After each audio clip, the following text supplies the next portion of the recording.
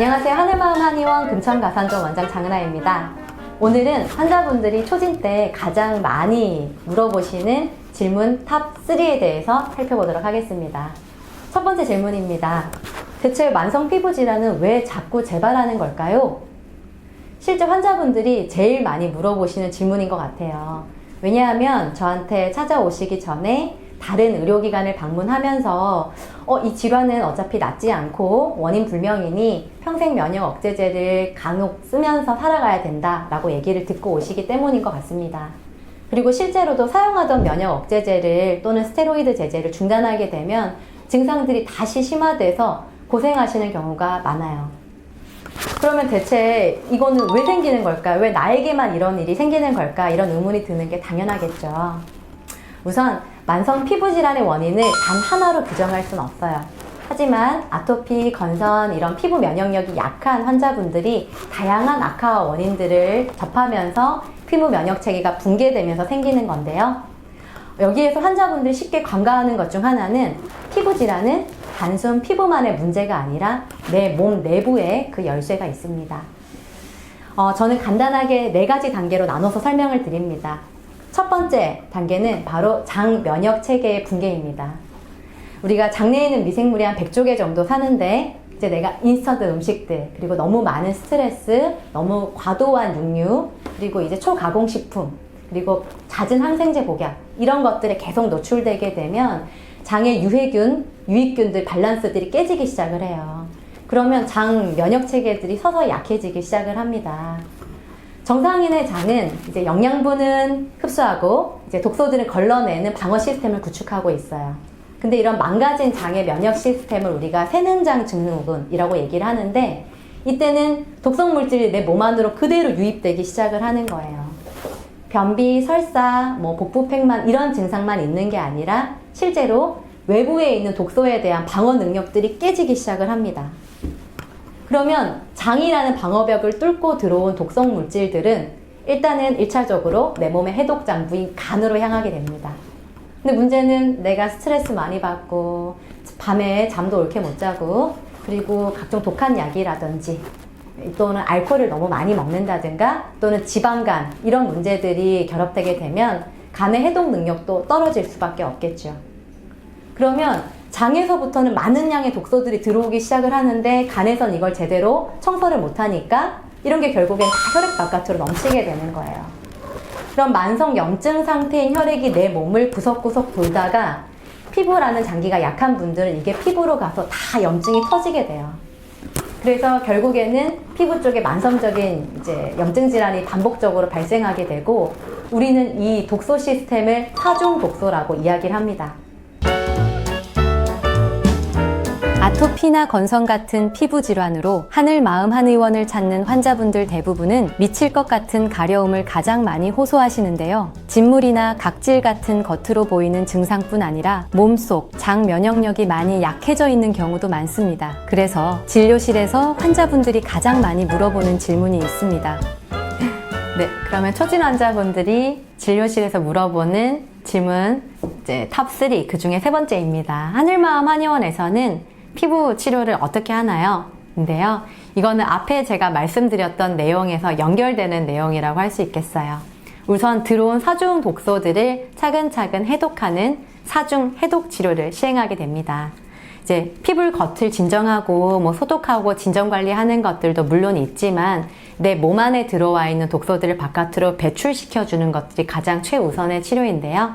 이미 들어와 있는 독소들은 1:1 맞춤 한약을 통해서 피부 바깥으로, 내 몸 바깥으로 배출하는 치료를 하게 되고요. 이때 사용하는 게 이런 발효 한약, 그리고 우리가 일반적으로 아는 이런 맞춤 한약이 됩니다. 그리고 장에서부터 새어 들어오는 독소들을 막아주기 위해서 장의 보호막을 다시 탄탄하게 치는 작업들을 하게 되는데요. 그때 많이 이제 치료로 사용하게 되는 것들이 우리 하늘 생식, 그리고 피부 유산균인 트리플 바이오틱스가 되겠습니다. 이제 이런 것들을 통해서 우리 몸의 피토케미칼들을 강력하게 공급하여 항산화 작용과 그리고 장 점막의 재생을 촉진하게 됩니다. 그리고 피부 겉에 감염 관리와 즉각적인 어떤 가려움 관리를 위해서도 뿌리는 한약들을 처방하게 되는데요. 대표적인 게 이제 이 두 가지가 있습니다. 이 스킨 V1, 스킨 V2는 가려움을 가라앉혀주고 염증을 완화시켜주는 한약재들을 추출해서 만들어 놓은 거라고 생각하시면 돼요. 그래서 이 스킨 V1은 가려운 부위에 이렇게 수시로 자주 뿌려주시면 되고, 이 스킨 V2 같은 경우에는 진물이 너무 심하게 나는 부위, 그리고 피가 나든지 감염의 우려가 있는 곳에 같이 뿌려주게 됩니다.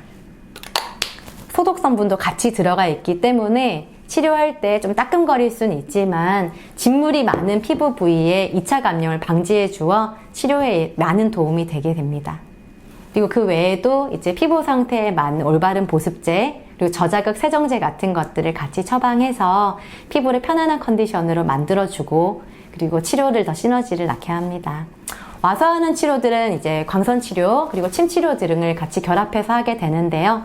한약과 생식 유산균으로 맑아진 혈액들을 피부 끝까지 구석구석 순환을 도와주는 치료라고 생각하시면 되겠습니다.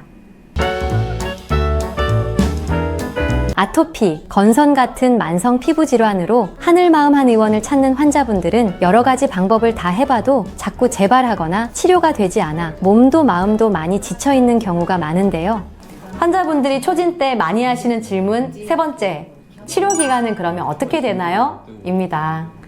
사실 이거는 제가 직접 봐야지 답변을 드릴 수 있겠어요. 그래도 이제 제가 여태까지 쌓여있는 임상 경험을 토대로 이 정도 증상과 이 정도 연령에 이런 약을 사용하셨다면 얼마 정도 걸리겠구나 라는 거를 추정해서 초진 때 말씀드리게 되는데요. 영향을 가장 많이 미치는 요인 4가지 정도만 소개하려고 합니다. 첫 번째는 얼마나 오래 앓았냐 입니다. 당연히 이제 얼마 되지 않은 피부병 같은 경우는 치료하는 시간이 짧게 걸릴 거고, 만성화되고 오랜 기간 고생했던 피부는 최소 치료 기간이 앓았던 기간에 한 3분의 1 정도는 걸리겠죠. 그리고 두 번째, 연령도 큰 영향을 미치게 됩니다. 어린 친구들 같은 경우에는 병의 진행과 경과들이 빠르지만 치료 속도도 빠른 경우가 많습니다. 근데 이제 연령대가 높은 분들 같은 경우에는 치료가 이제 초기 치료 속도에서 마무리되는 게 되게 시간이 오래 걸리는 경향이 있어요. 그리고 혹시 당뇨까지 같이 있게 된다면 치료 속도가 조금 더 떨어지게 되죠. 그리고 그 직전에 사용했던 면역 억제제 양이 치료에 많은 영향을 미칩니다. 스테로이드 제제나 면역 억제제 같은 경우에는 피부 증상을 눈으로 가려놓기도 하고 이제 피부의 재생 기능을 떨어뜨리기 때문에 사용을 중지하면서 올라오는 리바운드도 강력하지만 그 부위가 재생력이 떨어져 있는 경우가 많아요. 그래서 여태까지 얼마나 많이 썼는지에 따라서 치료 기간이 좀 많이 지체되게 됩니다. 그리고 네 번째는 현재 갖고 있는 스트레스나 그리고 이제 체력의 어떤 피로도 같은 것들이 질환의 치료에 아무래도 많은 결정을 하게 되죠. 그래서 이 4가지를 중점적으로 환자분들을 살펴보고 예상되는 치료 기간을 말씀드립니다. 안녕하세요. 하늘마음 한의원 금천가산점 원장 장은아입니다. 오늘은 잘 치료되는 환자 유형 3가지 가지고 왔습니다. 우선 첫 번째, 시작이 반이다. 서서히 바꾸지 않고 초기 치료를 열심히 하시는 환자입니다. 이거 언뜻 들으면 꾸준히 하는 분들이 더 좋은 거 아닌가 생각하실 수 있겠지만 실제 제가 치료를 해보면 처음 치료를 되게 열심히 하는 분들이 참 잘 나으세요. 이유는요, 우리가 피부 증상이 가장 심한 치료 초기에는 내 몸의 해독 시스템이 완전히 망가져 있기 때문에 조그만한 자극에도 피부 혈관들이 금방금방 터지고 내 몸에 독소들이 가득 차게 됩니다. 근데 치료가 어느 정도 진행되게 되면 내 몸에 이제 안 좋은 것들이 들어오더라도 내 몸이 스스로 이거를 처리할 수 있는 힘이 서서히 늘어나게 돼요. 그러면서 자극이 있더라도 내 몸이 조금씩 버티게 되거든요. 그러니 마음 독하게 먹으시고 내가 갖고 있는 안 좋은 습관들을 치료 시작과 동시에 과감히 바꾸시는 게 정말 좋은 것 같아요. 그리고 실제로도 우리가 안 좋은 생활 습관들을 어떤 뚜렷한 계기가 없으면 바꾼다는 게 정말 힘들거든요. 그래서 이제 내가 쓰고 있는 면역 억제제를 중단하면서 안 좋은 내 피부 상태를 눈으로 탁 직면했을 때, 그리고 옆에서 도와주는 이제 원장님이 있을 때, 이거를 내가 의지를 가지고 같이 탁 바꾼다면은 그 뒤로 유지하시는 게 그렇게 힘들지 않다라고 얘기를 많이 해요. 저한테 선생님 이제 음식 지키는 거 별로 어렵지 않아요. 또는 예전에 왜 그렇게 제가 그렇게 살았는지 모르겠어요. 정말 아플만 했네요. 이런 말들을 실제로도 많이 하시거든요. 그러니 정말 시작이 반이라는 옛날 말이 틀린 것 하나 없습니다. 여러분 조금만 참고 한번 치료에 매진해 보세요. 네, 두 번째 환자입니다. 일희일비하지 않는 환자입니다. 피부 치료는 다른 질환과 다르게 서서히 이렇게 일직선을 그리고 좋아지는 게 아니라 호전 악화를 반복하면서 좋아지는 특징이 있어요. 특히 얼굴 피부 같은 경우는 그게 더 심하거든요. 좋아졌다가 약간 나빠지고 또 약간 좋아지지만 또 다시 나빠지고 이거를 반복을 하게 되는데요. 근데 이제 총 치료 추세선이 양호하게 좋아지고 있으면 이거는 사실 크게 문제되지 않습니다. 그리고 피부가 재생되는 과정에서 나타나는 자연스러운 현상이기도 하니까 이거에 너무 이제 매몰되어 내가 오늘 뭔가를 잘못한 게 있는 게 아닐까?